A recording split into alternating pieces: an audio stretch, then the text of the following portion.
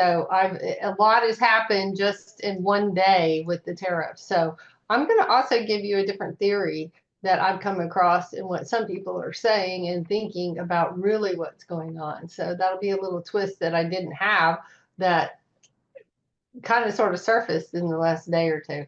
So I'm going to share my screen with you now, and I'm going to turn off my video. You can see a little bit better because there's a little bit of internet issues going on right now. Okay, so this is compliments of Bitcoin Trend to Forecast and also compliments of Hodl Knots and the rest of the team. So I'm going to try and demystify what are tariffs, what's going on with Trump and crypto, and probably bring some light because we've got a lot of global customers here that maybe are not into the current events of the world. So let me break it down and simplify. This is what we do. We simplify the process. So in very simple terms, a tariff is actually a tax imposed on goods and services that are imported into a country, making those imported goods more expensive than locally produced goods. So this will attract a lot of attention to within the country to start creating and building its own products. If there's high enough taxes or tariffs put on imported goods into that country. So bottom line, tariffs are taxes or duties that are levied on the imported goods coming into the country. So how do tariffs actually work? A country, and obviously we're going to focus on the USA because this is where all the tariffs and the tariff war is coming from with Trump. A country imposes a tariff on a good, and we're going to use an automobile for an example because this happens to be a lot of imported automobiles in and out of the United States. But when this happens, the price of the imported good increases, which will lead to the higher prices, which are passed down to the consumer. This leads to reducing trade within different countries. So this is impacting all the other countries that are trading globally within the United States. So example, if the United States, what they did earlier this week on Liberation Day was they imposed a 10% tariff on all imported goods from all countries. So with automobiles, if the price of an automobile increases 10% when it enters into the United States, then it becomes more expensive for buying that imported automobile into the United States, and then it will want more production within the United States for those automobiles, as opposed to bringing outside automobiles in, bringing more work, more jobs, more employment. So who really benefits from these tariffs? On the negative, both the individual or the consumer and businesses are both negatively impacted by the higher prices. That's pretty much a common sense given. Now, on the positive, the United States would be protecting its domestic industries within the country by benefiting being able to sell more of their own products. This will take a little while, but it's focused on being more sustainable within the United States, looking after its own. On the positive, the government also benefits by collecting the additional revenue from these tariffs. And this revenue, obviously, is what Trump is trying to do, is to diminish and wipe away the income tax for a lot of Americans, making it better for them because the government is now pulling in revenue from these tariffs. So what is the impact? The tariffs can raise revenue. It can help increase the domestic production. It can create jobs. And at the same time, it can impact foreign global production, which can cause stagflation. And this is what a lot of people probably don't even know. What the heck is stagflation? Well, it's the persistent high inflation that's combined with high unemployment and stagnant demand in the country's economy. Now, this is what the whole entire world is up against outside of the USA, is they're looking at possible stagflation for their own countries and how it's going to affect no longer producing these goods that they were importing to the United States and benefiting off the income from the purchase of their goods within the United States. So what is the situation now? Now, this was a couple days ago, and it's already changed quite a bit. But in this particular week, President Trump imposed a minimum 10% tariff on all USA trading partners. He called it Liberation Day. It was on the 5th. Okay, today's the 11th or the 10th for Americans. So that was just 5 days ago. China, India, the EU, and Vietnam, and a lot of other countries now had higher tariffs imposed on them to reduce the USA's dependency on foreign production and foreign capital. And Trump put in a reciprocating tariff imposed upon them all by the USA. So whatever they charged the United States and have been charging the United States for many years, Trump has now reciprocated whatever that was. And so across the board, everybody got 10%, but then those who were higher got implemented higher tariffs as well. So the new tariffs will significantly impact the Federal Reserve. Why? This is really important for everybody to know, is because it's now the Federal Reserve's job to quash inflation and to avoid an economic depression and collapse by what all Trump is doing. So basically, you can see by my arrows here that when monetary policies are eased, the interest rate declines and currency is weakened. But when monetary policies are tightened, the currency is stronger and the interest rates will increase. So these are the two things that we're going to look out for. Now, back on Wednesday, which was a few days ago, we were on the watch on the negative side of impacts for a possible trade war that could happen by increasing retaliatory tariffs from other countries. So this has been happening. This has been happening in the last couple of days. It's disrupting supply chains. It's pushing up inflation, and it's worsening the economic outlook. That's what a lot of people want you to think. And this is what we're all on the watch for, because it is now not becoming an economic war, but it's a war of the wills between China and America. So this is the Trump action and what really has happened. So Canada, Europe, Japan, and China, they all tried to fight Trump in the very beginning of this week with their tariffs on the U.S. So Canada imposed a 25% surcharge on all the energy exports, Ontario to the U.S. Trump threatened to double tariffs on U.S. steel and aluminum, or aluminum if you're from America. And the result was Canada retracted the surcharge. This has been the battle going back and forth with each and every country. So Europe then warned that they would impose tariffs on billions of dollars of U.S. goods. Trump warned he might end the U.S. Costly military support for the EU. The result, the EU was left in concern and had to come back to the negotiation table.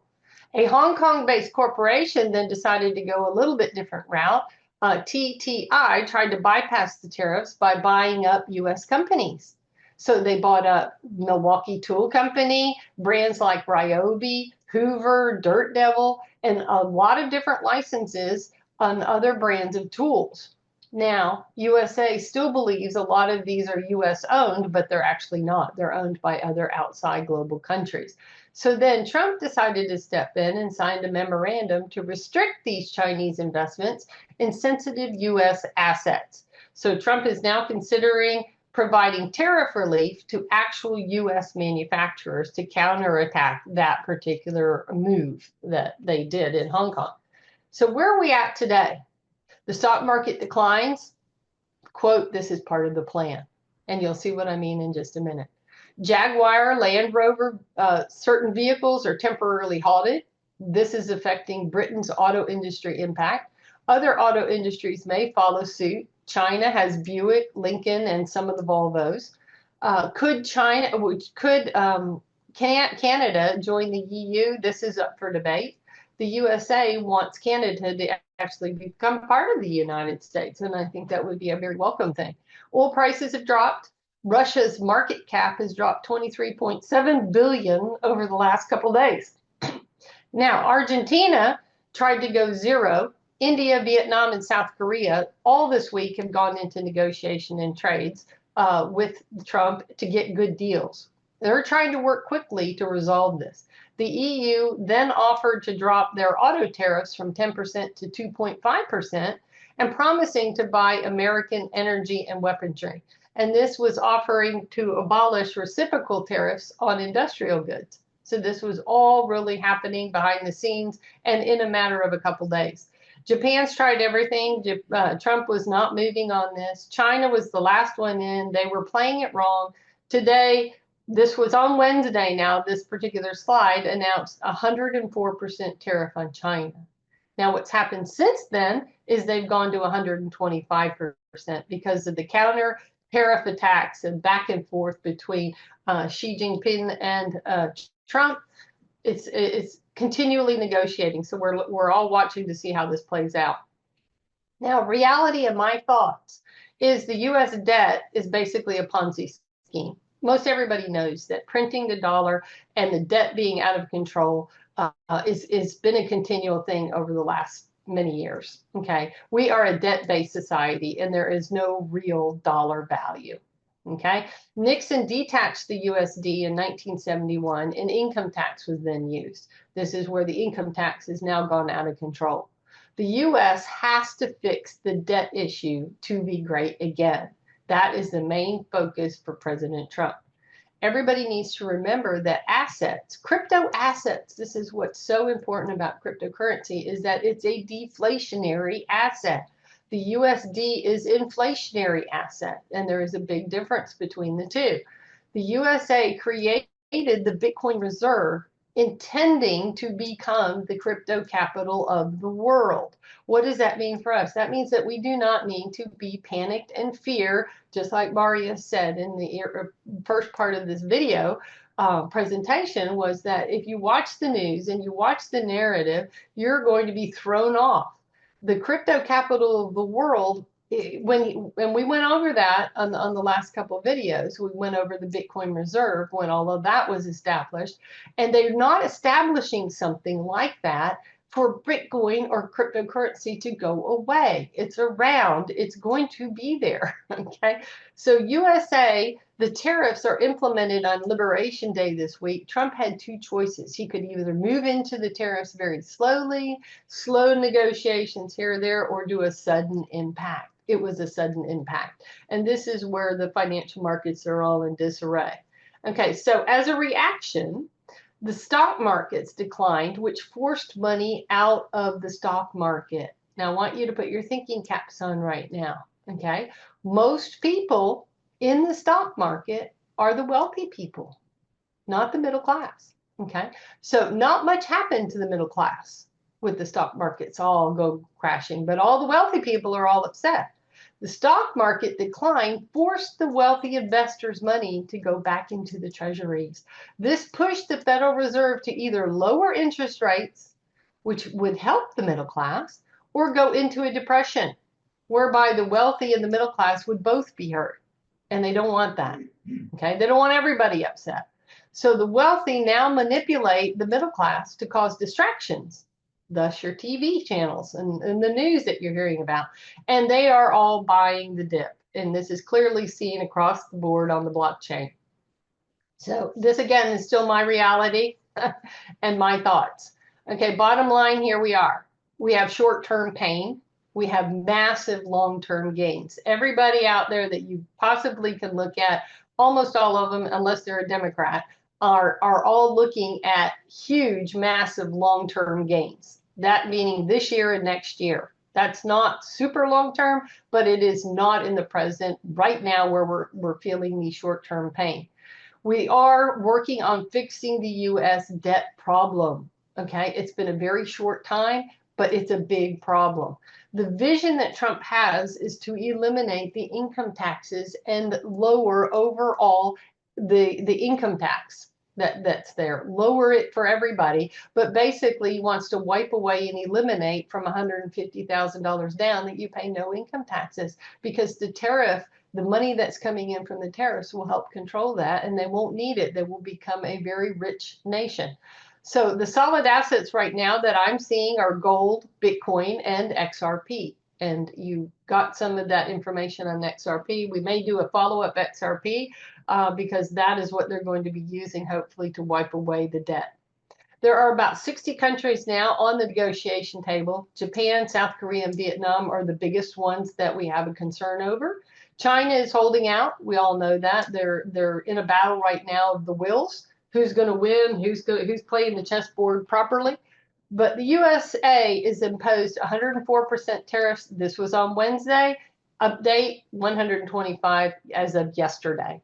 It's a continual basis of who's going to win what and where. Okay, the blue chip S&P 500, they closed only at 0.2% down. Apple is heavy into China supply chains. So obviously Apple, your mobile phones, dropped 3.7%. And heavy tech NASDAQ ended up only 0.1% down. So this shows you, if you look at the reality of it, is that the markets are stabilizing already, even in the midst of the short-term pain. So this is why you don't need to have fear. I've added this list so you can look at it in the review of this particular presentation for you. Here's a list of all of the ones that are over 10% in tariffs, what they were paying. Okay, and this is what is being negotiated on the table, where now it's been paused for 90 days. Interesting that it suddenly paused after it was implemented, except for China.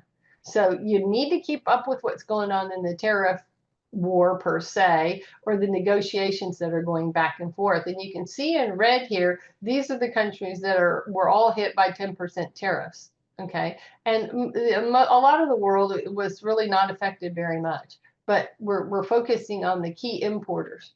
So now the positive for China is, and this is what a lot of people are negotiating around, is that it doesn't really need the U.S. because it only has about 2% of its gross domestic product outside of China itself. China has a huge domestic market to fall back on, which is why a lot of people say you can't win against China on this war because they feed their own. However, among the nations hardest hit by these tariffs are China, now at 125%, Vietnam was at 46%, and Cambodia 49%. Now, this is what you need to know about those markets, the financial markets. China, Apple makes most of its hardware in China and some in India. Okay, that's going to be hit pretty hard. So you're going to watch your mobile phones, especially if you have Apple phones. H&M manufactures most of its clothing in China and Bangladesh. So a lot of their supply chains are going to be very, very disruptive. And the cost of those prices on those clothing is obviously going to be impacted. Vietnam has Gap, an American clothing realtor that also operates Old Navy, Banana Republic, Athleta, and other sources of about 21% of their clothing comes from Vietnam. So Vietnam is going to be impacted heavily. About half of Nike, lots of you own Nike, okay? Nike and Adidas trainers, your shoes, 39% of it comes from Vietnam. Samsung is also a significant production operations in Vietnam. So all of these things and where they come from is what you need to be watching, because if the tariffs are not levied or negotiated out, those prices and those percentages are going to be implemented on those products when you go to buy them, and those are going to rise. Now, I'm almost done, but the current news on this is the tariffs and the trade tensions. With cryptocurrencies, they may continue to experience quite a bit of volatility that Marius is seeing in the algorithm right now. The investors often turn to cryptocurrencies during times of financial uncertainty. Why is that? Is because you have to remember that Bitcoin does not compete with the US dollar. It competes with all other capital assets. And this is really big to know. You're not competing against the USD. So because it's a strong financial currency, investors will turn to cryptocurrency in the times of financial uncertainty. Monetary policy, central bank actions, especially those of the U.S. Federal Reserve, can influence this market and are influencing it. Banks will tighten monetary policy, which could reduce liquidity in the markets, negatively impacting speculative assets like cryptocurrency. So this is something that we're watching very closely. What is the Federal Reserve doing to keep us out of depression by lowering these interest rates, helping the economy, and moving it along? The adoption and regulation. Long-term growth in cryptocurrency prices with positive regulatory developments, which Bitcoin Reserve, or major companies embracing cryptocurrencies could definitely drive these prices up in cryptocurrency. That's Now they're positive. The market sentiment, cryptocurrencies often see price surges when investor sentiment turns positive. There's a lot of positivity around cryptocurrency right now. And if you haven't been keeping up with the news on cryptocurrency, just alone in the last 9 hours, there was a post going out on the blockchain wallets. Somebody is purchasing on Binance. If you want to go back and look at it, $140 million worth of Bitcoin was just moved in some hot wallets and purchased. Also, ADA, Cardano's founder, had a nice little talk about the tariff impacts. And he specifically said he believes that Bitcoin this year or no later than next year, Bitcoin will go to 250,000. And he said that online. So these are some of the things that you need to be watching about is the market sentiment, and especially what Saylor is saying. I'm not selling, buy, buy, buy, and we're all buying these dips. So it's best to pay close attention to the ongoing tariff battle and watch what the markets come back and rebound quickly. Now, here is my thought. This is the big twister at the end, okay? And my new thoughts. What if Xi Jinping, Trump, and Putin are all on the same team? And I know a lot of you aren't even thinking about this, that it is a coordinated trade war. And this is why I'm thinking this. There are new levies by China. Which ones were chosen? Think about what's just happened. The ban of all American movies. When Trump was asked about this, he kind of chuckled and laughed. And he said, I think there are bigger things that they could have attacked. But why did China attack all the American movies? The result and the impact? 500 million in US box office revenue from China. Who is that really hitting? Hollywood's wallet. Interesting concept, okay? Hollywood's wallet is being hit by China's retaliation. China countermeasures with banning poultry, restrictions, soybeans, and agriculture to make it sort of look real. The Chinese dollar, the yang, falls to the lowest level in 2 years. Do you think it's a coordinated effort to take down the deep state while putting the appearance on of a conflict? This is something that really needs to be thought about. So here's my final slide. The tariffs crushed the CCP shadow banking system. Interesting. Hollywood bans this actually targets the satanic elite and the propaganda machine. The Yang's currency fall and liquidity squeezes mirrors Trump's war against the fiat with the Federal Reserve notes. They're both doing it within their same countries. China liquidation sales of U.S. Treasury bonds hurts the Federal Reserve. Wall Street's grip is being broken just as the CCP's centralized control is being unraveled. This is a 5D chess game that's being played right before our eyes. A lot of this, I'm not even going to go into detail on it, but it's played out. If you want to read Revelation chapter 18, that is playing out right before our eyes in this trade war. I think if you dig deep and you want to go look at Revelation chapter 8, you'll see some of the correlation, but it's appearing like a trade war, but it's really a coordinated strike against the global cabal while the world is watching a movie. We believe that this is my opinion, I believe that they're all on the same team. I believe that this is all taking place right before our eyes, and it's being covered up, and we're all watching this movie take place. But where cryptocurrency stands is that it's very strong, it's moving forward. Trump is actually laughing, and he says that Xi Jinping is a very close friend of his. That was on a video I watched. You can see it if you look for the little detail within a lot of the things that Trump is doing right now. On the positive also for pro-crypto is that Paul Adkins has just been confirmed the new SEC chair.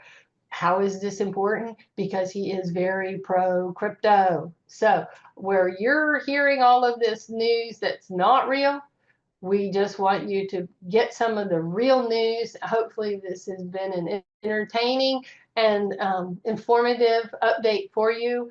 All of us here at Bitcoin Trend and Forecast wish you a very happy Easter holiday weekend. I'm going to turn it back over to Marius now to finish up his report, and hopefully this shed a little bit of light and a little bit of thinking process on you right now on what my thoughts are watching all of this news and some of the things that are being hidden away that a lot of people aren't bringing to you in the news.